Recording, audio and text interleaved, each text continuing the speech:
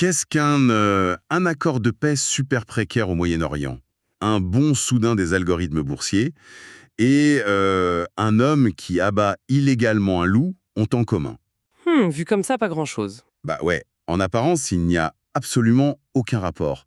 Pourtant, quand on examine la compilation d'actualités et de rapports qu'on décortique aujourd'hui, le fameux dossier Florida, Oui, ce dossier est assez fascinant d'ailleurs. ouais, vraiment, eh bien, il y a une architecture fascinante et un peu terrifiante qui se dessine.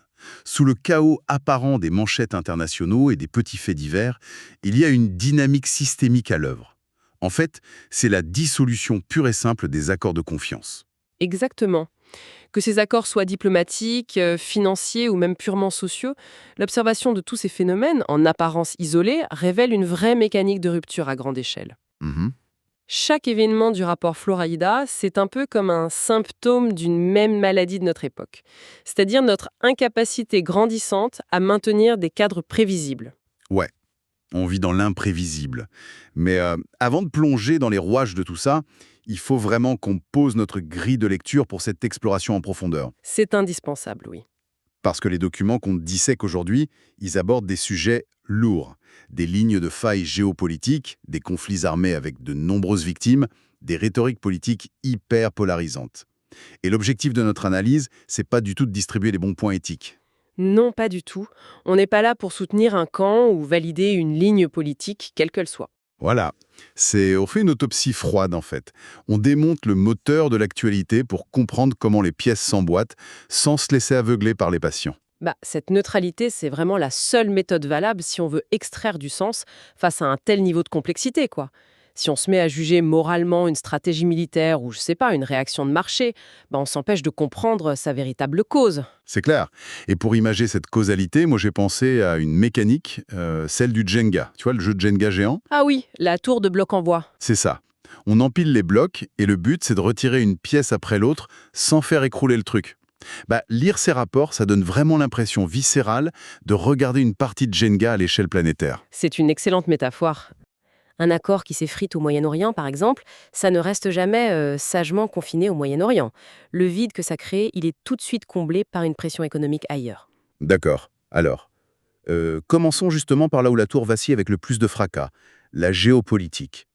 Les sources détaillent un cessez-le-feu de 2 semaines entre les États-Unis et l'Iran. Déjà, 2 semaines. Oui, l'idée même de négocier un sursis d'à peine 14 jours, ça montre l'urgence absolue de la situation. C'est ahurissant, et ce qui frappe, c'est que ce petit édifice fragile est tout de suite mis sous une pression de dingue. Israël, qui est un allié historique de Washington, vient de mener des frappes massives au Liban. Le bilan, c'est plus de 180 morts en une seule journée. Et là, réaction immédiate. L'Iran pointe du doigt les États-Unis en disant « Vous avez violé l'accord par procuration ». Voilà. En fait, ce qui se joue là-dedans, c'est une véritable guerre d'interprétation sémantique. Pour Téhéran, c'est simple. L'alliance implique une co-responsabilité totale. Si l'allié frappe, c'est l'axe entier qui rompt la trêve. Ce qui semble logique d'un point de vue extérieur, non? Oui, mais Washington déploie un argumentaire très très spécifique en qualifiant ces frappes de, je cite, conflits séparés. Mais alors, là, ce concept de conflit séparé, c'est là que la logique me perd un peu. C'est comme si je signais un pacte de non-agression avec mon voisin de droite, mais que je laissais mon propre frère démolir la clôture du voisin de gauche au bulldozer. C'est ça, oui. Et après, je lève les bras au ciel en mode « Ah, mais attention, c'est un conflit séparé, notre pacte tient toujours ». C'est pas tenable, si. D'un point de vue factuel, comment ils peuvent maintenir ça dans des négociations de ce niveau? Je comprends, ton analogie est super parlante, mais en fait, elle masque la vraie mécanique diplomatique. En droit international, l'absurdité apparente d'une situation, ça compte souvent moins que sa qualification juridique. Ah bon? Bah oui, le terme conflit séparé, c'est une technique de compartimentation légale. Il faut savoir que les traités ont des clauses de déclenchement automatiques. Donc, en isolant le front libanais avec ce vocabulaire, les diplomates américains essaient de créer un pare-feu. Un pare-feu juridique. Exactement.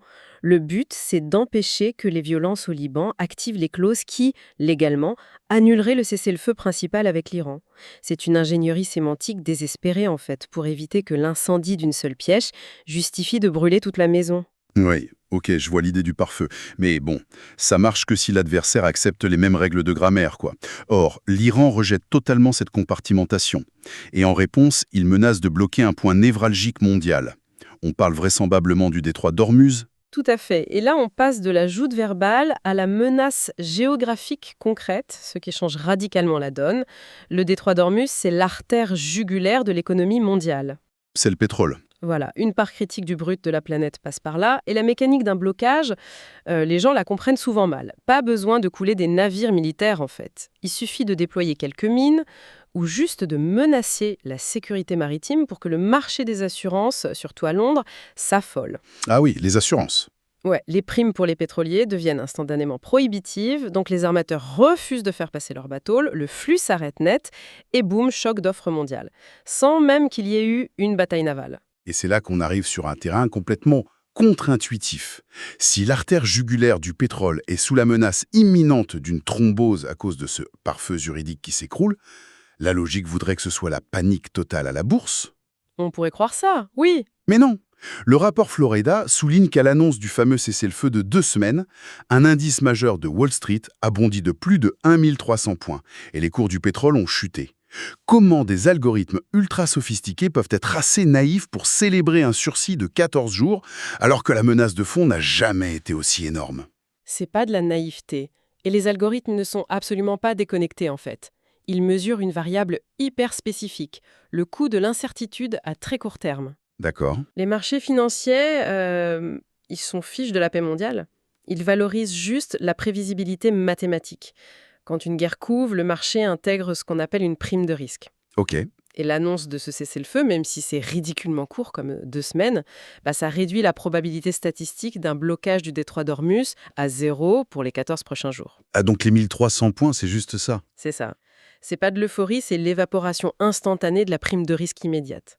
Et la chute du prix du pétrole obéit à la même froideur arithmétique. C'est fou de voir ça sous cet angle. Mais ça ressemble à un soulagement en forme de château de cartes.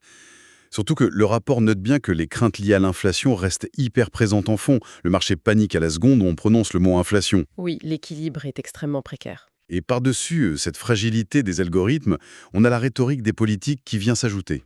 Les sources citent Donald Trump, qui évoque une potentielle coopération avec l'Iran sur la gestion des, je cite, poussières nucléaires. Mais en même temps, il promet des représailles d'une sévérité absolue s'il ne respecte pas les règles. La fameuse méthode de la carotte et du bâton, mais poussée à l'extrême. Cette juxtaposition entre une offre de coopération très technique et une menace existentielle, c'est un cas d'école de la doctrine de l'imprévisibilité.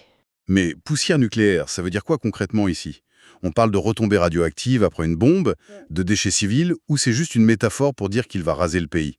C'est justement l'indétermination du terme qui fait toute sa force. Dans les doctrines militaires classiques, on a des lignes rouges très claires, tu vois. Là, Ou si un missile balistique est testé? Et si une ligne rouge classique est franchie, le dirigeant est légalement et politiquement obligé de riposter. Mais en utilisant une expression atypique, un peu pseudo-scientifique comme poussière nucléaire. il brouille les pistes. Exactement.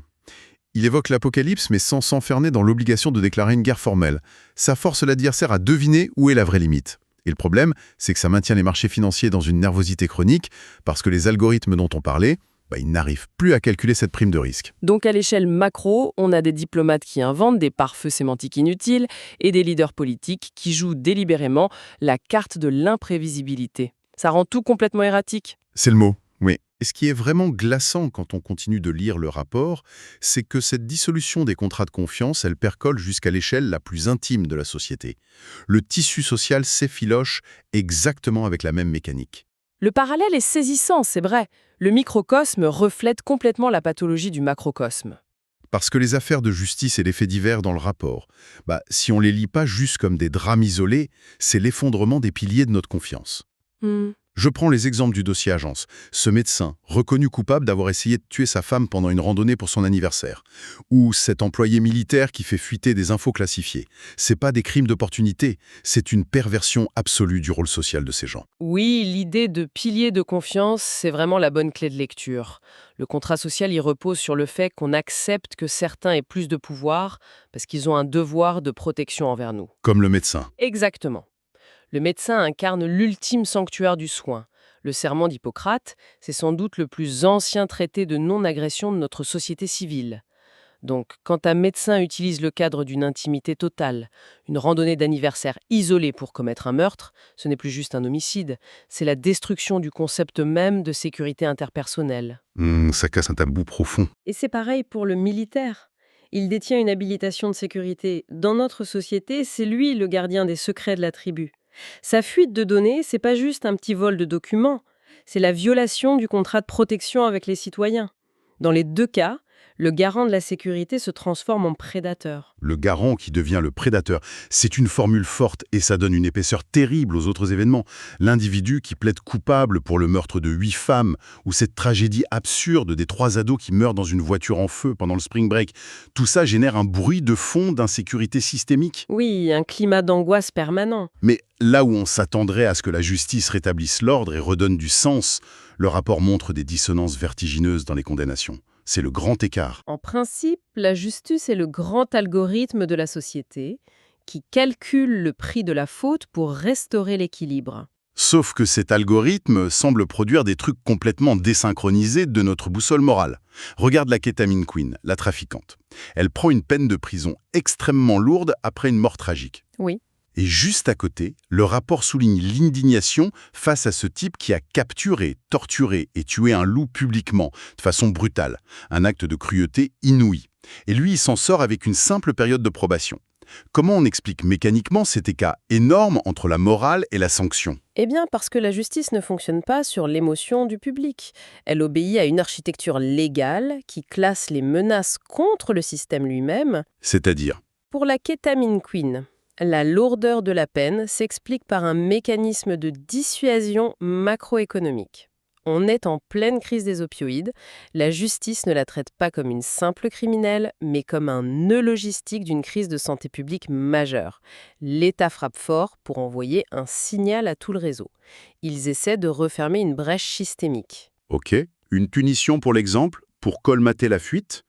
Mais pour le loup, pourquoi la probation? Le contraste est choquant parce que l'architecture légale n'avance pas au même rythme que la sensibilité morale des gens.